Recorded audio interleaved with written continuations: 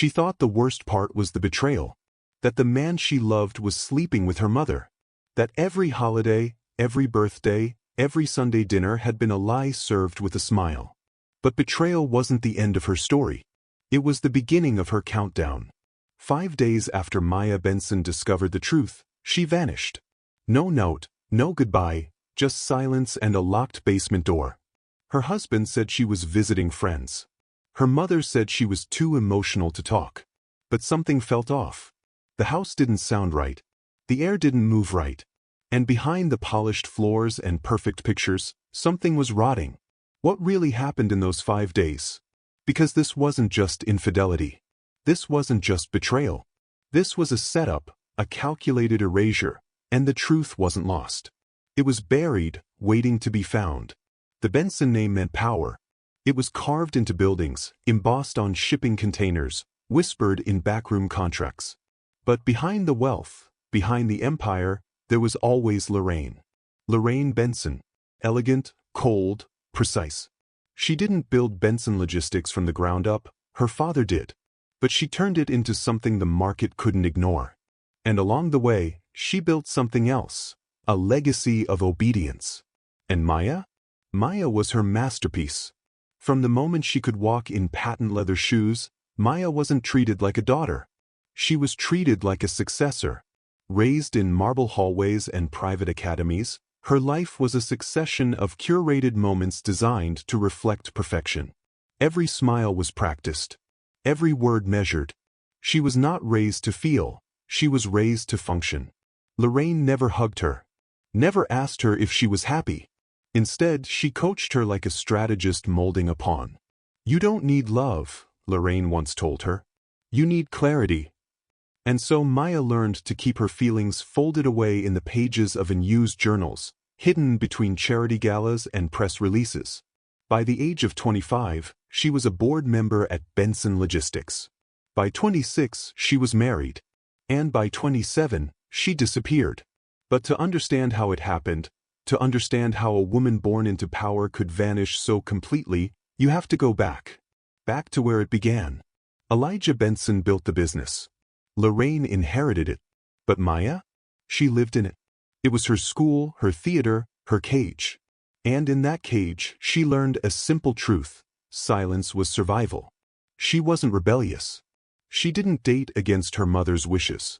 She didn't scream when the pressure cracked her ribs from the inside out. She performed. Perfectly. But the cost of perfection is always invisible, until it isn't. Because Maya believed in the system that raised her. She trusted the structure her mother taught her to worship. She believed that if she played by the rules, she'd be safe. She never expected the people she loved to be the ones who'd write her out of her own story. And Derek Reed? He was supposed to be the happy ending. Maya Benson wasn't born into a family. She was born into a plan. Her earliest memories weren't of bedtime stories or baking cookies.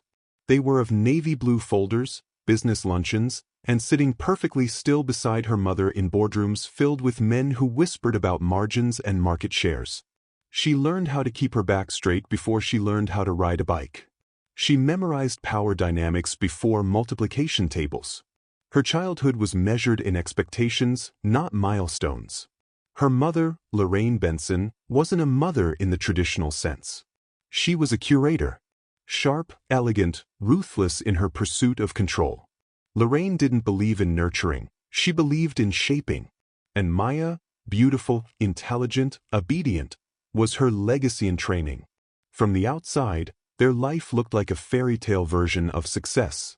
Marble floors, granite kitchens, European tutors, weekend trips to Martha's Vineyard. But inside, Maya lived like a tenant in her own life.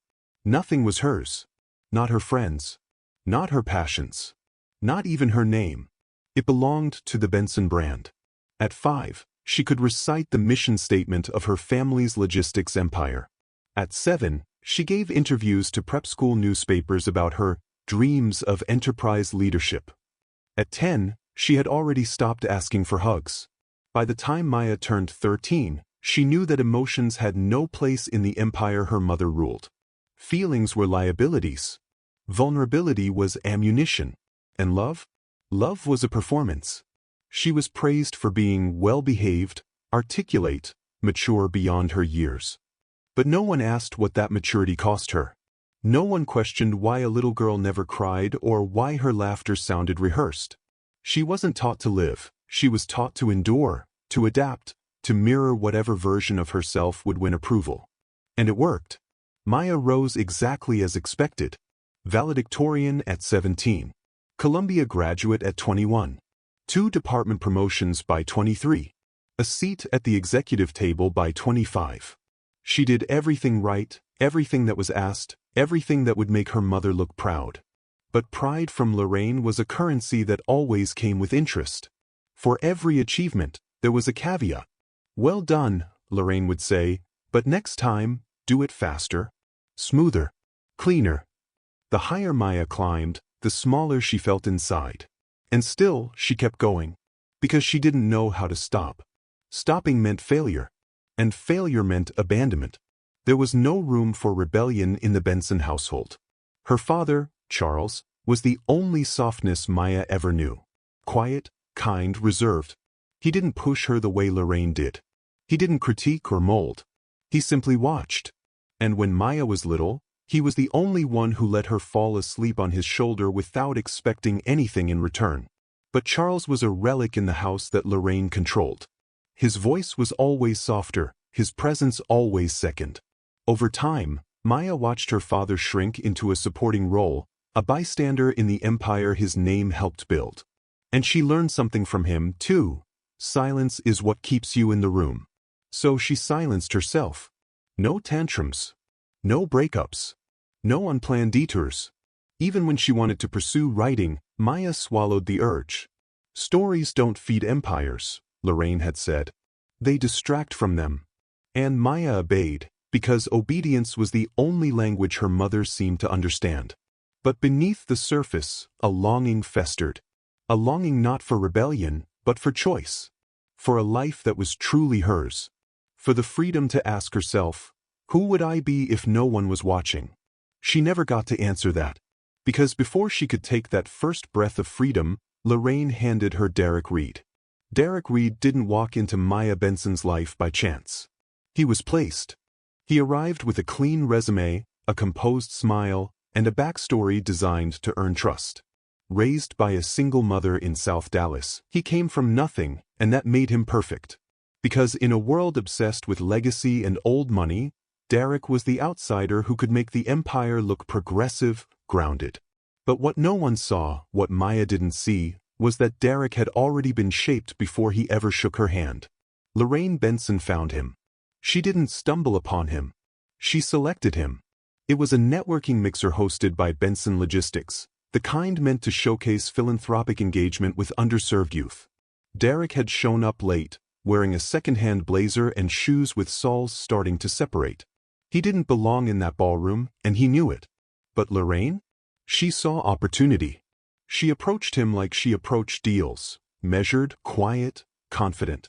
She praised his GPA, asked about his goals, touched his elbow when she laughed. And Derek, fresh off the death of his mother, drowning in debt, and suffocating in loneliness, mistook attention for salvation. Within 2 weeks, he had an internship. Within a month, an office. Lorraine called him brilliant, said he reminded her of someone from her past. She left notes on his desk. She sent late-night texts. She studied his grief and made herself the cure. And Derek? He never stood a chance. He had spent his whole life working for scraps of recognition. And now a woman of immense power saw him, not as a project, but as a possibility. What started as mentorship twisted into something else. Something scripted. Something dark. Their affair began before Maya even knew his name. But Lorraine didn't want a lover. She wanted a vessel. She began crafting Derek into something more than a secret. She reshaped him, taught him how to move, how to speak, how to listen. She selected his suits, edited his emails, trained him to be the perfect extension of her power. And when she decided it was time, she introduced him to Maya. It started innocently. A missed ride. A shared car to an event. Dinner when Lorraine couldn't make it. Maya wasn't naive, just unprepared. Derek was charming in the quiet way, Attentive without being invasive, curious without being forceful. And in a world where everyone only saw her last name, Derek looked at her like she was a person. That was the hook. Because for the first time in years, Maya didn't feel like a product of a dynasty. She felt noticed. She didn't know Derek had already memorized everything about her, from her favorite drink to her deepest insecurities. Lorraine had briefed him like a campaign manager preparing a candidate. Every coincidence was planned. Every gesture rehearsed. And Maya, who had grown up performing, finally felt safe enough to put the script down. They began dating. Quietly. Deliberately. Derek didn't rush her. He met her pace. And Lorraine cheered from the sidelines like a mother finally pleased. She spoke of Derek with pride, called him grounded, loyal, a man of integrity. Maya believed her, because Lorraine had never approved of anyone before. And in Maya's world, Lorraine's approval felt like love. The relationship accelerated. Engagement came swiftly. The proposal was orchestrated at the family estate, under the same cherry blossom tree where Maya had played as a child. Lorraine stood nearby, champagne in hand, her smile tight with victory. And when Maya said yes, she wasn't just accepting Derek. She was surrendering to the illusion that someone had finally chosen her for who she was. But Derek hadn't chosen her. He had been assigned. Marriage, Maya thought, was supposed to feel like a new chapter. But from the very beginning, hers felt like a continuation of performance, of silence, of pretending to belong in a space she didn't choose. At first, she ignored the distance. Derek came home late, said the right things, touched her shoulder like an obligation. He smiled for photos, sat beside her at galas, but never asked her how she was sleeping, never noticed when she stopped. It was subtle at first. He didn't bring up the wedding. He didn't talk about children. He didn't trace the edge of her spine the way he used to before the ring. It wasn't cruelty. It was absence. Maya told herself it was stress. That running a family company came with late nights and long silences. That marriage was work. That Derek was adjusting. But the quiet got louder. He stopped saying good morning. Stopped texting during the day. He started leaving his phone face down. His clothes began to smell faintly of something sweet, jasmine and bergamot. It wasn't her perfume. She mentioned it once. Casually. He said it was probably from a coworker's hug. Laughed it off. But Maya didn't laugh. One night, while cleaning the kitchen after a fundraiser, she found a receipt in the trash, $4.38 at a boutique hotel in East Dallas. Derek hadn't mentioned any meetings that day. When she asked, he blinked twice, then said it was a corporate reservation for out-of-town clients. She nodded, but her stomach turned. That was the first time she whispered the word, affair, to herself. But she didn't want to believe it. Not Derek. Not after everything. Not after her mother had vouched for him. Not after she had fought herself to trust someone, to allow herself to be chosen. And then came the photograph. It appeared on Derek's social media feed one morning. A throwback, he claimed. A warm, candid image of him and Lorraine seated at a beachfront patio, holding glasses of wine. Her dress was low-cut, silky.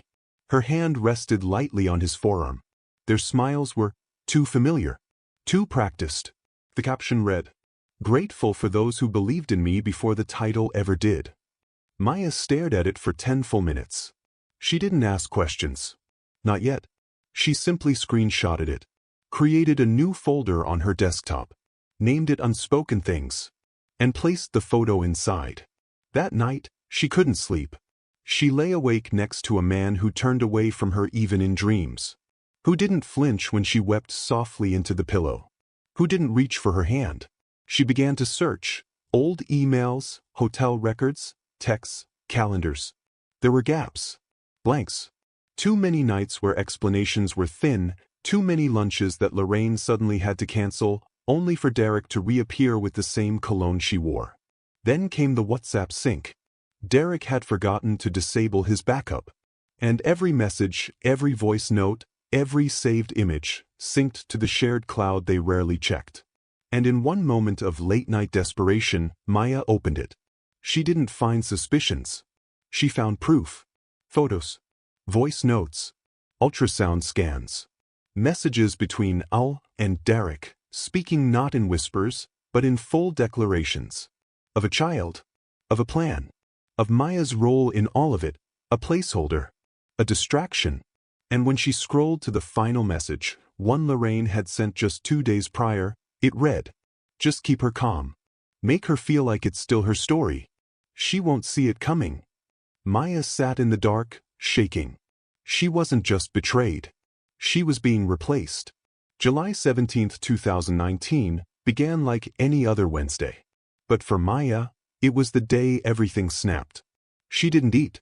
Didn't shower. She packed a small bag with printed screenshots, voice notes transferred onto a flash drive, a printed ultrasound marked Lorraine Benson, and one handwritten letter folded 3 times and sealed in an envelope marked, "Read only if I disappear." She didn't cry that morning. Her eyes were too dry, too focused. Her movements were exact. Controlled. Because if she broke down now, they'd win. By 5 p.m., she was parked in front of her parents' estate. The same mansion she grew up in. The same one that taught her silence. But this time, she wasn't here to obey. She walked through the front door without knocking. Lorraine was in the study, legs crossed, reviewing quarterly reports. When she looked up, her face didn't shift. No panic. No surprise. Just a calm, rehearsed stillness. "I was wondering when you'd show up," she said, setting the papers aside. Maya didn't speak. She reached into her coat pocket, pulled out the ultrasound photo, and tossed it onto the desk.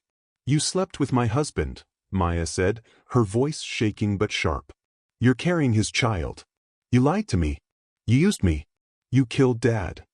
Lorraine glanced at the paper, picked it up as though it were a mislabeled invoice, then calmly set it down again. "You weren't built for this," she replied softly. "I was." Maya's throat burned. "You think I'll stay quiet?" Lorraine didn't blink. "I think you'll scream. And when you do, they'll call it grief. Fragility. They'll say you lost your mind after your father died. You'll be framed as emotional. Impulsive. Dangerous. Then I'll go public," Maya snapped. "I have the files. I have the audio. I've backed it up. If anything happens to me, everything gets leaked." There was a pause. And then Lorraine leaned forward, voice low and deadly. "Then don't let anything happen to you." At that moment, Derek walked in. He looked disheveled, half-buttoned shirt, eyes wide, lips parted like he'd been sprinting. "Maya, please," he said. "Just let us explain." She turned and walked past him without a word. Back in her home that night, she opened her laptop and began uploading everything. The screenshots. The messages. The ultrasound. She organized them into folders. Texts, audio, photos, backups, press release draft.docs. Each file name was precise. Each timestamp meticulously catalogued. She wasn't just collecting evidence. She was preparing for war. July 19, 2019, was a Friday. The summer heat in Dallas clung to everything. Roofs, driveways, the air itself. It had been 2 days since Maya Benson was last seen. No one had filed a report. No one had sounded an alarm. Her mother said she needed space. Her husband said she went on a retreat. And Talia, Maya's best friend, was the only one who didn't buy it. By Sunday, the silence became unbearable. Maya's phone had been off for 72 hours. Her car was still in the driveway. Her purse visible through the passenger window. Her front door locked. So Talia did what Maya would have done for her. She called the police. The wellness check was procedural. Officers knocked. Derek answered, calm, even helpful. He offered them water, showed them around. The house was pristine, too pristine. No dishes. No clutter. No signs of anyone leaving in a rush. But one of the officers, Officer Gaines, noticed something near the basement. A smell. Faint. Metallic. Derek explained it away. "Probably the water heater," he said. "We've been meaning to get it serviced." The check ended with no cause for forced entry, no visible signs of harm. The report was closed. But that smell lingered. The next morning, a neighbor called 911. Her voice was shaky. "Something's wrong," she said. "It smells like something died. And it's getting worse." At 12:03 p.m., police returned, this time with a warrant. They searched the basement. Behind the furnace, a section of drywall looked newer, slightly brighter in color. The baseboard scuffed. When they tapped it, it sounded hollow. A thermal scan revealed a cold pocket. They peeled the wall away slowly, and behind it, curled in a fetal position, bound at the wrists and ankles, was Maya, wrapped in a blood-stained towel. Duct tape remnants on her arm. Her face bruised. Her jaw fractured. Her body contorted from being shoved into a too small space. Near the furnace, half-burned but still intact, was a flash drive, melted on one side, stomped into soot, but not destroyed. The forensics team worked overnight to recover what was left. Inside that drive were over 200 files. Screenshots, voice memos, ultrasounds, chat logs, photos, messages like, "She was never meant to carry your child. That was always supposed to be mine. Just keep her calm. Make her feel like it's still her story." Enough to shatter every lie. Derek was found in a downtown hotel, pacing the room, eyes red, shirt wrinkled. Lorraine was arrested at a shareholders' breakfast. She didn't cry. She didn't speak. She lifted her hands like she'd practiced the motion. And when the charges were read, murder, conspiracy, obstruction, neither of them flinched. At the arraignment, Maya's journal was submitted as final evidence. The last page, handwritten and dated July 18th, read, "They took everything, but I still have my truth. And truth, even buried, finds a way out." And it did. The courtroom was packed. Rows of polished shoes, tight black suits, and solemn faces filled every bench. Camera crews lined the steps outside. News anchors rehearsed their intros on sidewalks. But inside, the air didn't move. It sat, heavy and waiting. Lorraine Benson entered like she always did, controlled, composed, dressed in a tailored cream suit. Her hair pulled back, her posture perfect. No cuffs, no slouch, no visible weakness. She looked like a CEO walking into a shareholder meeting, not a woman on trial for her daughter's murder. Derek followed behind her, slower. He didn't raise his head. His hands trembled slightly. He wore the same navy suit he'd worn at his promotion ceremony, now wrinkled, his collar askew. When the charges were read aloud, conspiracy, first-degree murder, obstruction of justice, they didn't flinch. The prosecution played the audio messages. They displayed the ultrasound. They read Maya's journal. The room stayed silent, except for one gasp when the phrase, "She was never meant to carry your child," echoed through the sound system. Talia sat in the gallery, clutching a copy of Maya's journal, her fingers trembling with rage and grief. The jury deliberated for only 6 hours. Guilty. On all counts. The sentence, life in prison without the possibility of parole. For both. When Lorraine heard the verdict, she blinked once, slowly. She didn't protest. Didn't plead. She simply adjusted her posture. Derek collapsed into his chair. His head dropped. His face crumpled, not out of remorse, but out of the sudden understanding that it was over. That all of it, every lie, every cover, every manipulation, had been for nothing. After sentencing, Talia stood on the courthouse steps holding a photo of Maya. Not the official company portrait. Not the wedding picture. A candid one, Maya laughing on a beach, barefoot, wind in her hair. She didn't die for no reason, Talia said into the microphones. She died telling the truth. And now the world knows who they really are. The story went national. Then international. Op-eds were written. Podcasts exploded. The phrase, "unspoken things," the name of Maya's secret folder, trended across every platform. But the real legacy didn't live online. It lived in the scholarship fund Talia started in Maya's name, for women studying law and journalism, truth seekers, whistleblowers. It lived in the office chair at Benson Logistics that was never refilled. It lived in the whisper of every daughter who looked at her mother differently, and every wife who learned to trust her instincts, even when no one else did. And most of all, it lived in Maya's final written words, found in her journal. "They erased me, but I won't stay buried. My name doesn't belong to them. It belongs to the truth. And the truth always finds a way."